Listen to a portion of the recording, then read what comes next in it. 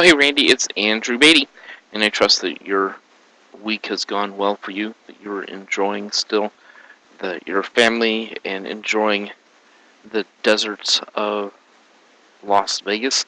I have to admit, as I was looking at one of your videos, the one where you're announcing your new granddaughter, congratulations on that.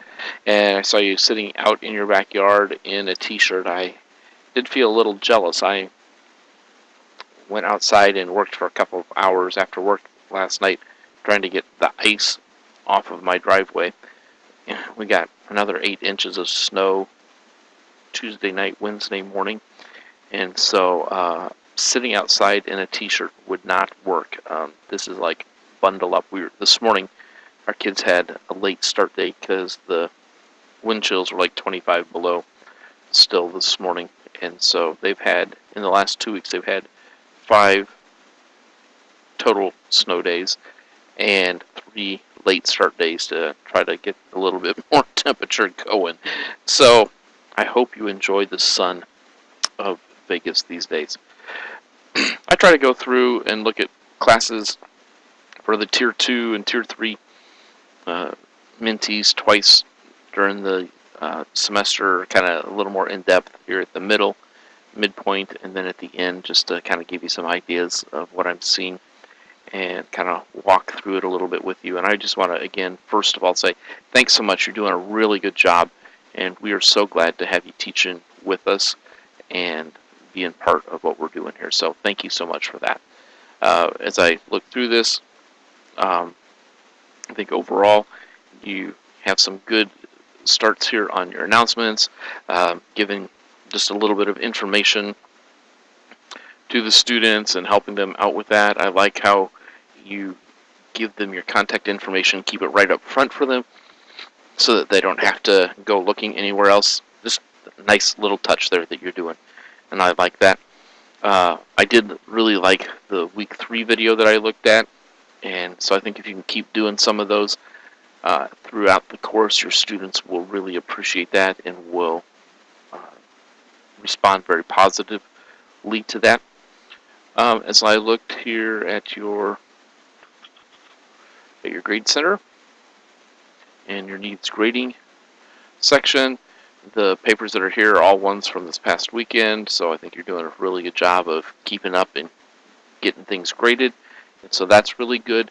I like to move to your, just check and see also your students, whether they're staying engaged or not, and they all seem to be doing that really well. Again, if you look here down this list here, most of them have checked in over the last couple of days. Here's one that's been a couple of days more, but overall most of them are checking in and staying connected. I guess you have a few that haven't checked in since the 3rd, but I think that's still pretty normal for your students to do that, and so I think that's going well, and you're keeping all of the grading up to date, and so that too is going really well. And then when I went over and I checked your involvement in the group discussions, you're doing a good job. You're doing everything from just that little encouraging note. I noticed, like, in one spot you encouraged somebody who had gotten the discussion going early. In another spot, you kind of tossed out another resource idea for a student, and that was good. I like the way too that you also included just a little longer list of here's some additional reading sources to look at about the flood, and so I think those were all really good examples of a variety of ways that you can engage students, and that's really fun to look at that. So I hope that through that you're able to keep challenging students to think through the importance of taking things back to Genesis and seeing how that all works there. It's a long story, but I ended up, a professor quit in the middle of the semester at Illinois State where I'm doing my doctoral work, so I ended up picking up a class in online learning, teaching about online learning in the middle of the, like 3 weeks into the class, and was working with, I have there's one gal who's a science professor, and she was trying to develop a lesson on teaching her students about how the world was all one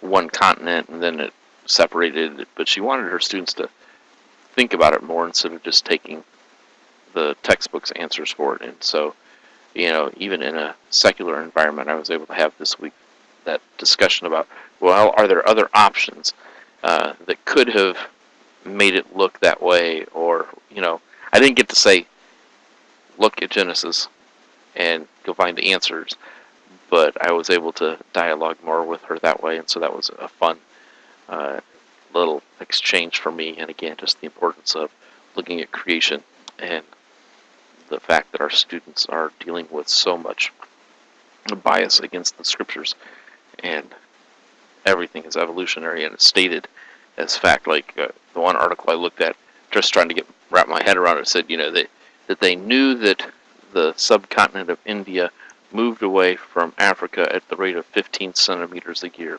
You're thinking, how can you be stating that as fact? Nobody was there. And so thanks for working on this critical topic of Genesis with your students. We really appreciate it. And I continue to pray for you that God will keep guiding and directing you to the next step, and what that is and where that is. He knows, and we trust Him for that. So have a good weekend. Enjoy your granddaughter, and we will talk to you more later. Thanks.